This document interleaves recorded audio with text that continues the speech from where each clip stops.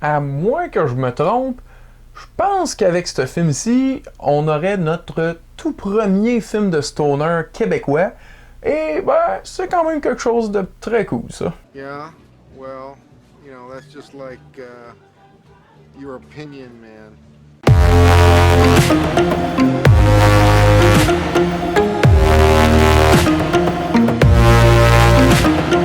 Bonjour et bienvenue à Chuck B Critique. Aujourd'hui, je donne mon avis sur le deuxième film de l'humoriste Mariana Mazza, intitulé Maria. Je veux démissionner. Je refuse ta démission. Je suis tannée de les voir s'envoyer chier à longueur de journée puis personne fasse rien.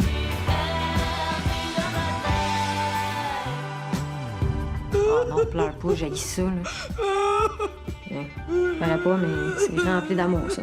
Ça raconte l'histoire d'une jeune femme dans la trentaine qui cherche un peu un sens à sa vie, qui tente une bonne fois pour toutes de le trouver en essayant l'enseignement au secondaire. Bien que ce soit quand même une bonne partie du film, c'est pas complètement sur l'enseignement que le film traite. Il y a aussi bien sûr d'autres thèmes comme la maternité et le deuil, mais tout de même, il y a quand même une bonne partie de commentaires sociaux, si on peut dire ça comme ça, qui tombe assez à point avec la rentrée des classes, à mon avis. Je pense que des sujets comme la pénurie de main-d'œuvre dans ce domaine va quand même rejoindre plusieurs personnes. Et en plus, ben, c'est fait de façon comique, donc le message passe encore mieux. Parlant d'humour, ben, le film est rempli de ça, et c'est logique parce que il est aussi rempli d'humoristes. En commençant bien sûr avec ben, la tête d'affiche, Mariana Mazza, qui, en plus de jouer le personnage principal, a coécrit le film avec Justine Philly.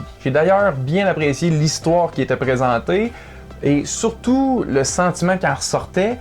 C'est ce qu'on appelle pour moi un feel-good movie. Ça fait du bien, puis c'est tout ce qui importe. C'est un film à petit budget, donc ce sera pas une grande histoire à tout casser avec des scènes d'action, mais c'est pas ce que le film tentait d'être. J'ai eu l'impression qu'il essayait simplement de nous divertir en nous donnant une belle histoire à l'écran. Puis à ces deux niveaux, moi je trouve ça réussi. Mais je dois dire que j'ai quand même eu une petite préférence pour tout l'aspect comique apporté par les superbes interprétations des humoristes. En commençant par mon coup de cœur, je crois, Pascal Cameron, qui était vraiment parfait et que même j'en aurais pris davantage. Et c'est peu dire parce qu'il était accompagné de Florence Lompré, qui aussi livrait toute une performance, donc c'est quand même impressionnant que les deux arrivaient à briller autant l'un avec l'autre. Corinne Côté vole le show en directrice d'école, c'est tout ce que je vais dire, mais ces scènes sont sublimes. Et que dire des scènes aussi de Christine Morancy, la cuisinière de cafétéria,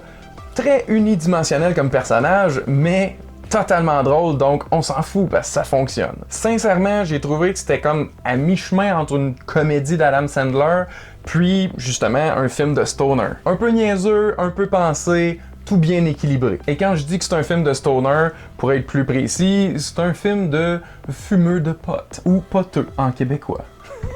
Je sais que les Cheech et Chong ont été traduits en québécois et très popularisés grâce à ça comme Slapshot, mais vraiment, à ma connaissance, il n'y a pas eu d'autres films de stoner qui étaient aussi clairement un film de stoner avant celui-ci. J'en ai eu même la confirmation vers la toute fin, où il y a une scène qui est absolument similaire, on va dire, à celle de The Big Lebowski au Grand Canyon. Donc, moi, j'y vois simplement pas une copie, mais plutôt un très beau clin d'œil. Et aussi une confirmation que oui, c'est en effet un film de poteux. Mais pas que ça, par exemple. C'est juste que c'est quand même cool de pouvoir dire qu'on en a un enfin. Mais sincèrement, je veux vraiment pas rebuter personne. J'ai trouvé que malgré tout, c'était un film pour à peu près tout le monde, autant pour les jeunes ados, jeunes adultes et adultes. J'ai passé vraiment un beau moment avec ce film-là, et ben j'aimerais bien ça que plusieurs autres personnes puissent en vivre la même expérience.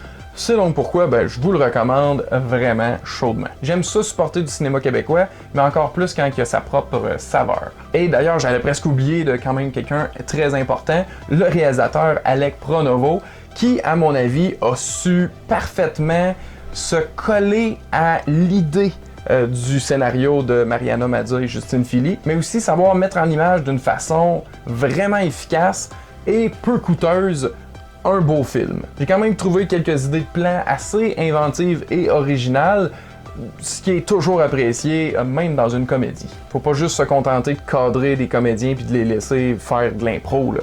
C'est beaucoup plus que ça. Donc le fait de réaliser un film modeste et feel good est vraiment pas un inconvénient, c'est plutôt ce qui a fait ressortir l'inventivité selon moi. On a de quoi de simple, mais c'est pas simple de réaliser quelque chose de simple.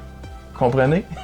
Bref, je veux juste mettre vos attentes à bonne place parce que c'est un super bon film et ben, j'espère que vous allez pouvoir en témoigner vous aussi. Donc en résumé, que vous soyez un fan d'humour québécois ou juste quelqu'un qui veut voir une bonne petite comédie qui fait du bien, ce film-là est parfait pour vous. Si vous l'avez déjà vu, j'aimerais vraiment ça savoir ce que vous en avez pensé. Sinon, dites-moi si vous prévoyez le voir dans les commentaires ci-dessous. Un grand merci à tous d'avoir écouté. À la prochaine!